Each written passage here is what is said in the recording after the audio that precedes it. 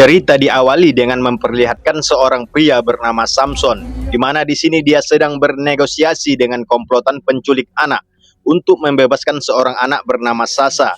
Samson memberikan uang tebusan dengan maksud supaya anak tersebut mereka bebaskan. Tetapi bos penculik ini mengetahui Samson sengaja diutus orang tua anak tersebut untuk membebaskannya, dan bukan dari keluarga anak tersebut yang datang untuk bernegosiasi, dan terjadilah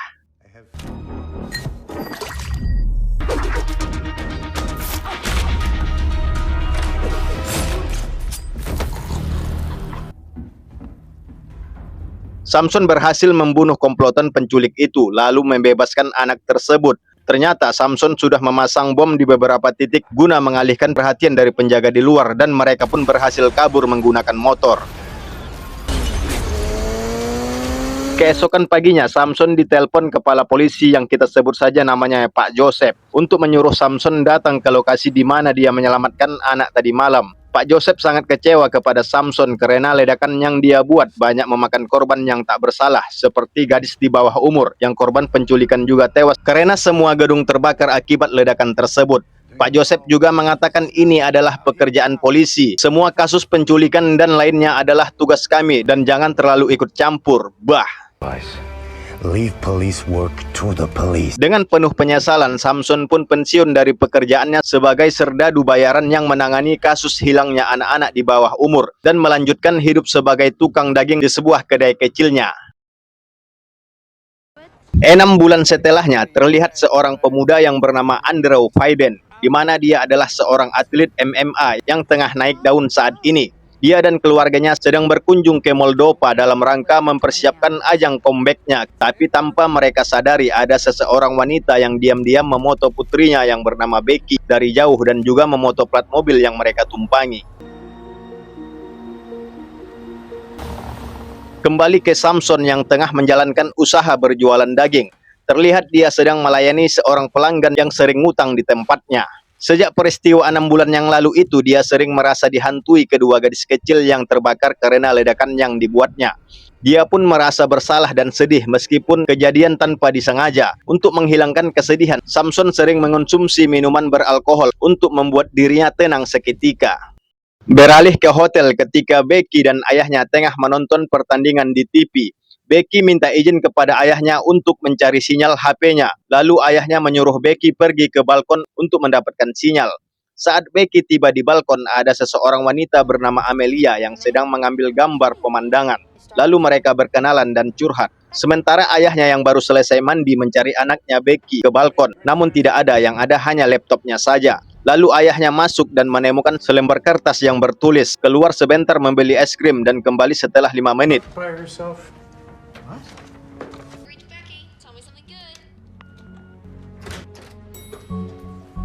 This high blonde. You seen her? No, Looking for ice? I haven't seen her, sorry. Is there a problem? Mr. Faden is looking for... Becky!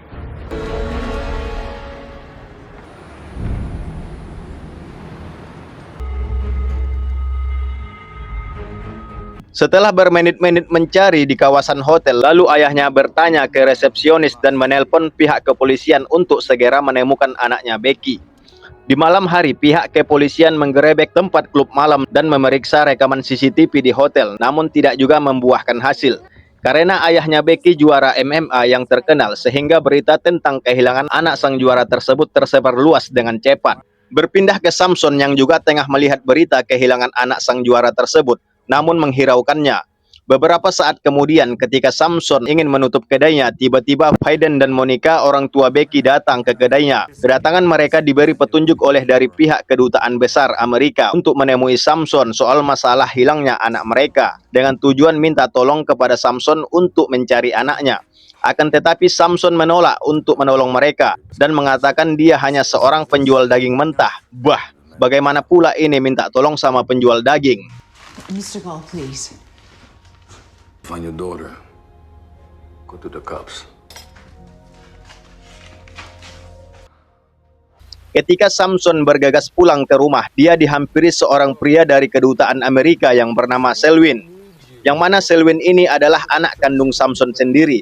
Selwyn memohon kepada ayahnya agar mau membantu mencari Becky yang masih remaja. Dan Selwyn berkata hanya ayahnya yang bisa melakukan pekerjaan seperti ini. Tetapi ayahnya sangat keras kepala dan tetap menolak untuk membantu.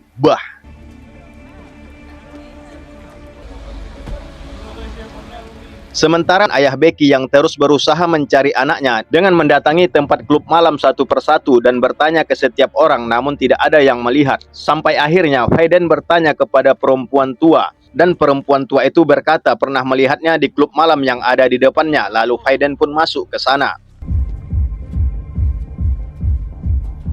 Saat di dalam, Hayden bertanya kepada si pembuat minuman mabuk, apakah pernah melihat anak gadisnya di sini. Si pembuat minuman mengatakan tidak pernah melihatnya. Lalu pria botak di sampingnya mengatakan bahwa Hayden adalah seorang ayah yang tidak bertanggung jawab. Seketika itu Hayden pun naik darah dan langsung menghantam pria tersebut.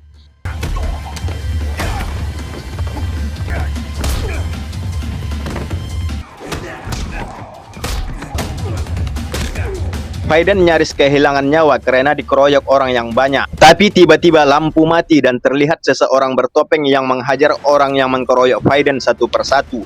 Setelah selesai menghajar semuanya, lalu orang itu membuka topengnya dan ternyata dia adalah Samson. Lalu Samson membawa Hayden ke kedainya untuk diobati. Hayden yang penasaran bagaimana bisa Samson menemukan keberadaannya, dan Samson menjawab inilah salah satu keahliannya dan dia telah memutuskan untuk membantu menemukan Becky. Di keesokan harinya, Hayden dan istrinya mendapatkan kabar tentang anaknya dari kepolisian. Saat di hotel, ada wanita tua yang dibawa masuk ke ambulans, dan itu adalah Becky yang rambutnya telah dicat seperti orang tua saat dia dibius pingsan, agar pihak kehotelan tidak mencurigai para penculik. Lalu kepala polisi ini mengatakan akan secepatnya menemukan anak mereka, dan dia juga mengetahui kalau mereka bekerja sama dengan Samson. Merasa khawatir, kepala polisi ini mengatakan kepada Hayden dan istrinya kalau Samson bukanlah seorang detektif, akan tetapi hanya seorang tentara bayaran. Bahkan di usaha terakhirnya, Samson telah menewaskan 4 orang gadis remaja. Malam harinya, Samson yang menyamar sebagai pengantar paket, dia mendatangi rumah seorang mafia bernama Bogdanov. Yang mana Bogdanov ini seorang pebisnis perdagangan manusia. Sebelum Samson masuk, dia membius penjaga dengan pulpen, lalu mengecoh penjaga lain dengan mobil kosong.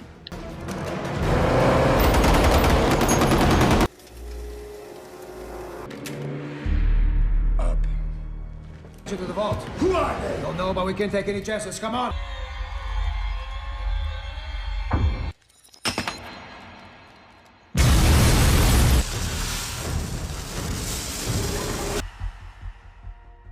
Samson pun berhasil menangkap dan mengikat Bogdanov di atas kasur, dan Samson menanyakan tentang keberadaan Becky. Tapi Bogdanov tidak memberitahu, sehingga Samson marah dan mengancamnya jika tidak memberitahu keberadaan Becky, dia akan mencongkel matanya satu persatu. Beralih ke seorang pemuda bernama Vlad. Di sini dia mendapat telepon dari Bogdanov yang memerintahkan untuk membunuh Becky dan juga membunuh Amalia untuk menghapus jejak. Ternyata tanpa disadari percakapan ini sudah direkam Samson untuk informasi keberadaan Becky. Okay, get moving and I'll text you the number.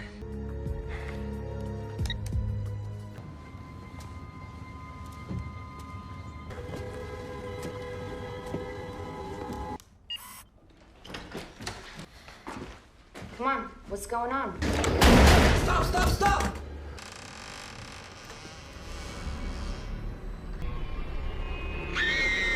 Keesokan harinya, Samson mendatangi TKP yang dimana Amelia terbunuh. Lalu kepala polisi memanggilnya untuk melihat mayat yang telah dibakar Vlad yang dicurigai itu adalah mayat Becky. Namun di sini Samson menyarankan untuk tes DNA terlebih dahulu untuk mengetahui kepastiannya. Setelah berada di rumah sakit, terlihat kedua orang tua Becky merasa khawatir apakah itu benar-benar mayat putri mereka. Beberapa saat kemudian, dokter pun datang dan mengatakan hasil DNA mereka persis dengan mayat tersebut. Sontak ibu Becky menangis histeris. Di sini ibu Becky marah kepada Samson dan memukulnya karena telah berbuat ceroboh, karena telah mengancam Bogdanov si mafia Rusia itu.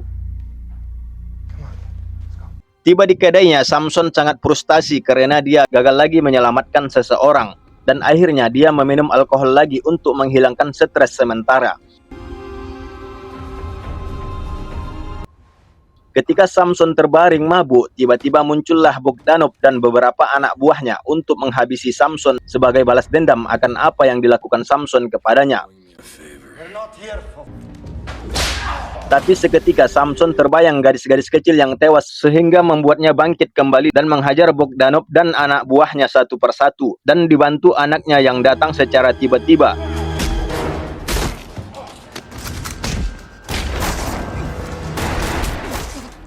Ketika selesai menghabisi Bogdanov dan anak buahnya, Samson teringat dengan mayat yang diduga Becky tersebut, yang memakai gelang di tangan kiri, sedangkan di dalam foto, Becky memakai gelang di tangan kanannya. Dan Samson pun menyadari bahwa kematian Becky telah dipalsukan. Lalu kemudian Samson dibonceng anaknya untuk pergi mengejar Faiden dan istrinya ke bandara karena mereka akan pulang ke Amerika Serikat.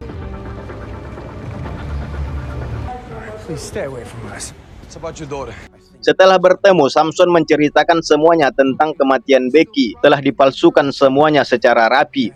Bahkan soal tes DNA tersebut sudah diatur dan mereka telah menyuap dokter rumah sakit tersebut. Alamak. Pada malam harinya, Samson menculik dokter yang mengecek DNA yang diduga Becky waktu itu. Dan benar saja, seketika diinterogasi secara paksa, si dokter tersebut mengakui kalau dia dibayar seseorang bernama Stelu.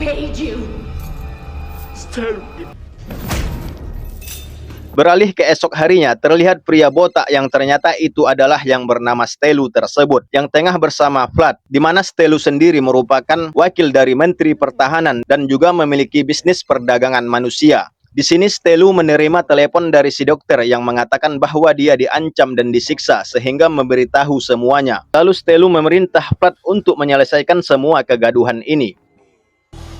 You may need to find them first. Kembali ke Samson yang membawa Faiden dan istrinya untuk tinggal sementara di rumahnya untuk mengamankan diri. Dan Samson juga menghimbau agar mereka tidak menggunakan telepon dan tidak ada kontak sama sekali dengan siapapun. Dan bila ada orang selain dirinya dan anaknya datang, maka langsung tembak saja. Karena orang-orang Stelu bisa melacak apapun. Sementara Samson sendiri akan pergi untuk mencari keberadaan di mana anak mereka sekarang. No phone calls, no contact with anyone. Berpindah ke sebuah lokasi penjara tua dan disinilah Becky disekap, yang artinya Becky masih hidup. Becky mencoba untuk meminta ponselnya kepada wanita yang bernama Marina. Akan tetapi Marina menolak karena dia tahu kalau Becky nanti akan menghubungi seseorang. Dan ketika Marina keluar, dia lupa mengunci pintu sehingga Becky pun langsung keluar untuk mencari ponselnya dan menelpon ayahnya.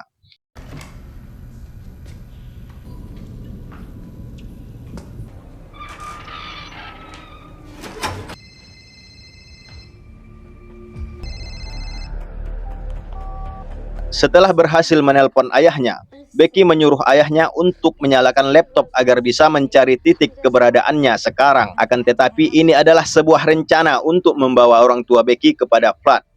You know, you're right, Princess. Please hurry. I'll just... Don't. You call?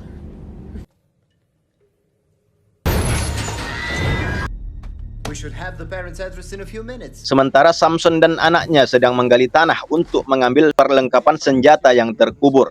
Tapi tiba-tiba mereka mendapat telepon dari Faiden yang mengatakan kalau lokasi Becky sudah ditemukan dan menyuruh Samson untuk segera menyusul mereka ke sebuah penjara tua di Soviet yang terbengkalai. Langsung saja Samson pergi ke sana.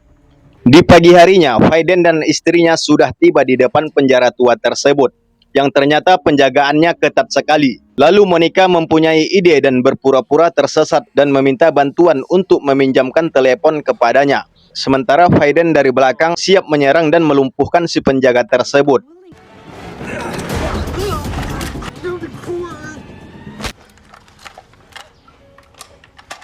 Setelah masuk, Faiden dan istrinya melihat seorang gadis yang mirip Becky dibawa seseorang ke suatu tempat. Mereka pun langsung mengikutinya, akan tetapi tanpa mereka sadari ini hanyalah sebuah jebakan untuk menggiring mereka keluar lalu menyergap mereka. Ternyata Samson sudah berada di sana dan menyelamatkan mereka. Kemudian mereka bertiga bergegas masuk ke dalam gedung tersebut. Let's go. Di sana mereka melihat seorang gadis yang sedang diborgol dan mereka mengira itu adalah Becky, akan tetapi itu adalah gadis lain yang bernama Tanya. Lalu Tanya mengatakan bahwa dia mengetahui keberadaan Becky di mana. Akan tetapi saat di jalan mereka dihadang beberapa penjaga.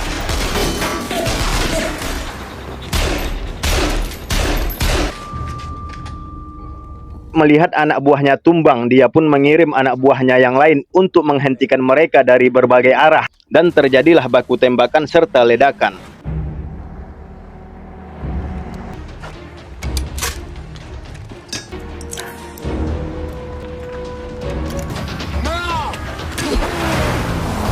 Terlihat Vlad yang sedang mengamati melalui CCTV. Tiba-tiba dia mendapat telepon dari Stelu yang mengatakan apabila dalam 1 jam Vlad tidak bisa menyingkirkan Samson dan orang tua Becky, maka dia akan mengirim anak buahnya yang lain untuk menyelesaikan masalah ini. Sontak membuat Vlad kesal dan langsung menyuruh anak buahnya untuk mundur dan memblokir semua pintu keluar. Faiden mendapat telepon dari Vlad, di mana di sini Vlad memberikan penawaran yaitu menukar tanya dengan Becky. Jika Faiden menolak, nyawa Becky akan terancam. Lalu Samson mengatakan kepada Faiden untuk menolaknya karena dia yakin ini semua adalah jebakan mereka.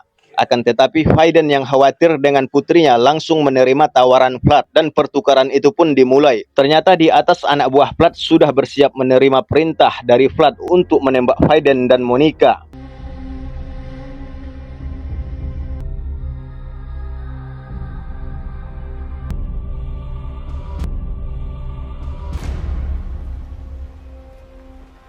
Dan benar saja ketika pertukaran sudah dilakukan, lalu Vlad memerintahkan anak buahnya untuk menembak. Bah! Akan tetapi Samson berhasil mengatasi itu semua. They're both dead. Everyone moving, take out the kid and the parents, moving! Beberapa saat kemudian, pihak kepolisian pun datang untuk mengepung tempat itu. Vlad merasa sudah terkepung, dia berniat menghabisi Tanya, tetapi Tanya dengan cepat menghabisi Vlad terlebih dahulu. Ternyata Tanya sudah dibekali pistol oleh Samson sebelumnya, dan Becky pun kembali lagi kepada orang tuanya. Tamat. Pesan yang dapat diambil dari film ini adalah betapa berharganya sebuah keluarga dan bahwa orang tua akan berjuang mati-matian untuk melindungi keluarganya, dan juga menunjukkan bahwa kejahatan dapat dibasmi dengan keberanian dan tekad untuk melawan, bukan dengan menyerah. Alamajang. Sampai jumpa di video saya selanjutnya. Bye-bye. Assalamualaikum.